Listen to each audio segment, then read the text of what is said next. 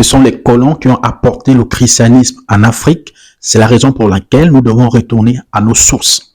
Ce sont les arguments utilisés par plusieurs personnes qui viennent discréditer le christianisme, qui viennent pour détourner plusieurs personnes de la foi.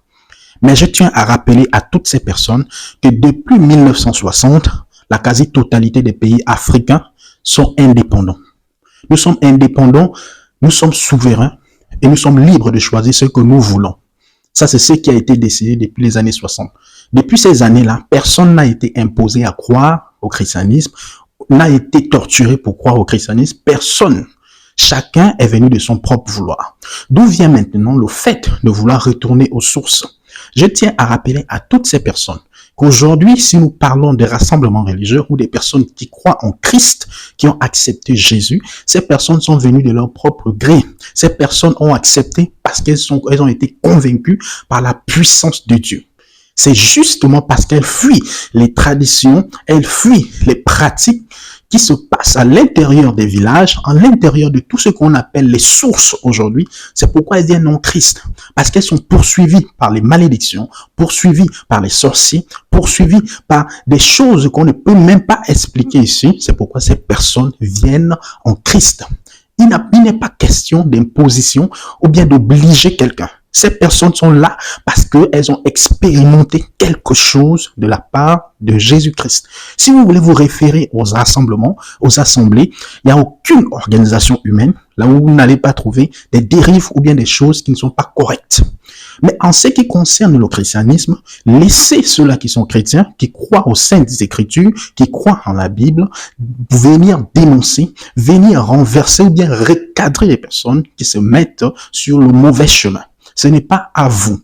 Qu'est-ce que vos traditions, qu'est-ce que toutes les choses que vous mentionnez ont apporté au développement africain, au développement du continent?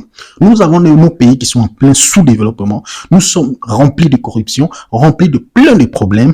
Mais la seule chose dont les gens ont trouvé pour parler et pointer du doigt, il s'agit simplement du christianisme. Mais non, vous vous trompez. Les gens ont fui les mauvaises pratiques, les mauvaises choses qui se passent au milieu de tout ce qu'on appelle tradition aujourd'hui pour venir à Christ. Je n'ai pas parlé d'une assemblée, je parle de venir à Christ, qui ont décidé de suivre Jésus véritablement. Jésus est la puissance incontestée, la puissance dont personne ne peut résister. Qui que tu sois, essaye de défier la puissance de Jésus. C'est là où tu sauras et tu comprendras ce qu'on entend par le Christ, ce qu'on entend par Christ. Christ n'est pas une question de contradiction à gauche, contradiction à droite. Lui-même, il n'a pas écrit un document. C'est parce que il est vivant. Il est le témoignage vivant. Pour tous ceux-là qui ont décidé d'adhérer à Christ, ce n'est pas parce qu'on vous dit aujourd'hui que voici, il y a des contradictions, tel s'est contredit, Luc a contredit Marc, Marc a contredit Matthieu, ou bien Jean, c'est à partir de là, c'est fini, je ne crois plus. Mais non, la folie de notre foi vient du fait que malgré les contradictions que nous voyons, nous croyons toujours, nous continuons toujours, nous adhérons toujours. Au contraire, c'est le fait qu'on relève les contradictions que cela doit nous encourager à continuer. Cela doit nous encourager à avancer et à continuer à dire personne ne me séparera de l'amour de Christ, ni la mort, ni les anges, ni les tribus, peu importe ce qu'on dira, j'ai décidé de suivre Jésus, de marcher avec lui et point de retour. Personne ne pourra me détourner de cela. Personne ne pourra me pousser à abandonner ma foi. Je n'abandonnerai jamais ma foi. Je ne retournerai pas dans les saletés là où je suis sorti. Tu es venu parce que tu étais poursuivi par les mauvais esprits et tu as été délivré par Christ. Tu es venu parce que tu souffrais. Christ t'a délivré. Il t'a délié sur le plan spirituel. Tu es libre. Tu es délivré. Aujourd'hui, ce n'est pas à cause de X ou Y argument que tu vas abandonner la foi. Tu ne peux pas abandonner la foi à cause de cela. Je tiens à rappeler à ces personnes qu'aujourd'hui, que ce soit les assemblées, que ce soit l'église même en gros, l'église, toutes les personnes qui sont là n'ont pas été obligées par les colons. Ces personnes qui s'y trouvent sont là de leur propre gré et ces personnes ont décidé, en fuyant les pratiques dans lesquelles vous demandez à ce qu'ils retournent. Ces pratiques n'ont rien apporté ni au développement de l'Afrique, ni à l'économie de l'Afrique, ni à la construction de quoi que ce soit que nous pouvons observer aujourd'hui, si ce n'est les manipulations, les divisions des familles, les destructions des vies, des personnes qui continuent de fuir jusqu'aujourd'hui. On a des personnes qui viennent, qui ont besoin d'être libres, qui ont besoin d'être délivrées. On a des familles qui n'évoluent pas à cause des soi-disant pratiques.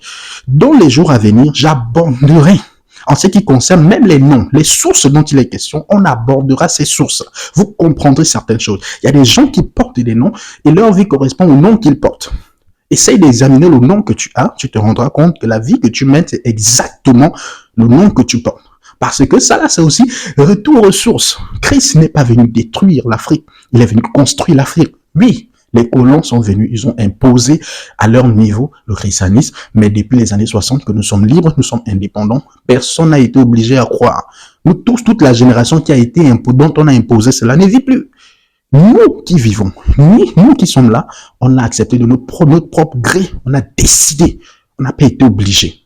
Dans les jours à venir, on va parler des choses intéressantes. Que Dieu te bénisse.